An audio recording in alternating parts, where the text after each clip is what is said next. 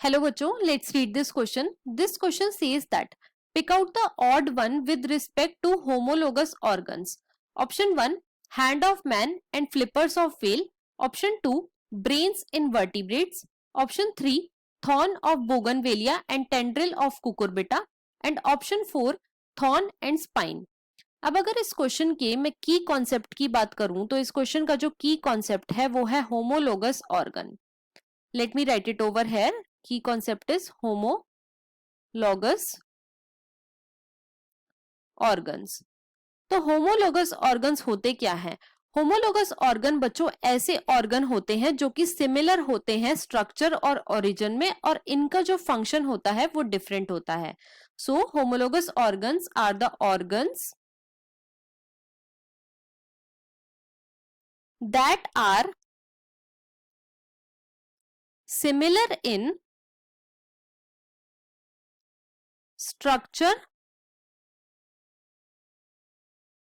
and origin but different in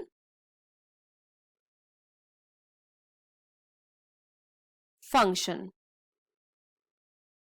right इनका structure और origin जो है वो सिमिलर है लेकिन इनका जो फंक्शन है वो डिफरेंट है.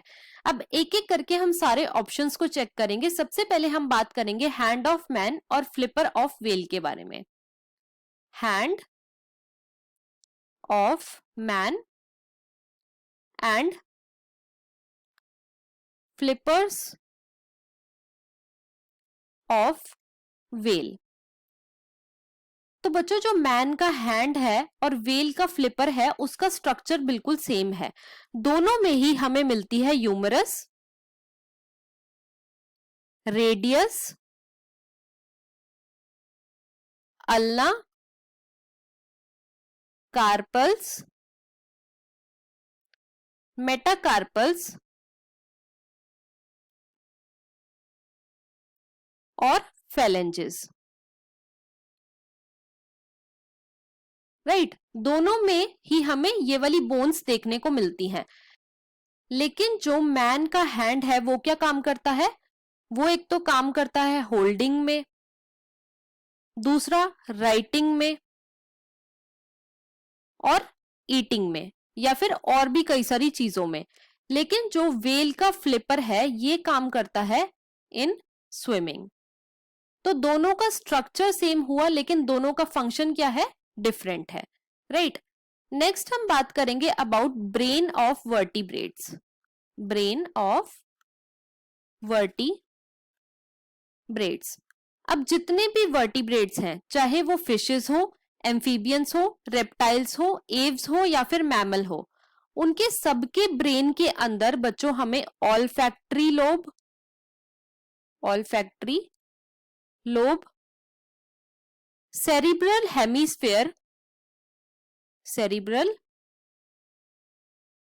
हेमीस्फेयर, ऑप्टिक लोब्स, सेरिबेलम और मेड्यूला ऑब्लोंगेटा देखने को मिलता है. Medulla oblongata. सभी वर्टिब्रेट्स में हमें ब्रेन में ये स्ट्रक्चर देखने को मिलता है. हालांकि इनमें कुछ रेड्यूस्ड होते हैं और कुछ जो है वो मॉडिफाई होते हैं अकॉर्डिंग टू द फंक्शन. तो सब में स्ट्रक्चर सेम है लेकिन फंक्शन जो है वो डिफरेंट है. नेक्स्ट हम बात करेंगे about thorn of bougainvillea and tendrils of Cucurbita. Thorns of bougainvillea and tendrils of cucurbita.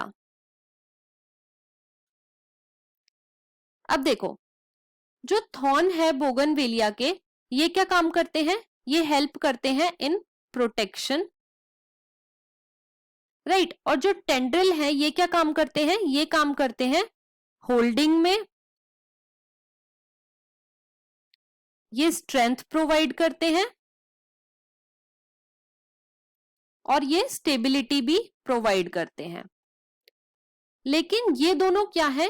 ये दोनों ही बच्चों एक्सिलरी बड है, they both are axillary growth. तो इनका जो स्ट्रक्चर है वो सेम है, लेकिन फंक्शन दोनों का ही अलग है।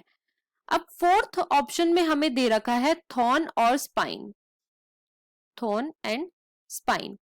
थॉर्न एंड स्पाइन क्या है? ये एनालोगस ऑर्गन है, एनालोगस ऑर्गन है। एनालोगस ऑर्गन वो ऑर्गन होते हैं जिनका फंक्शन सेम होता है लेकिन स्ट्रक्चर जो है वो डिफरेंट होता है।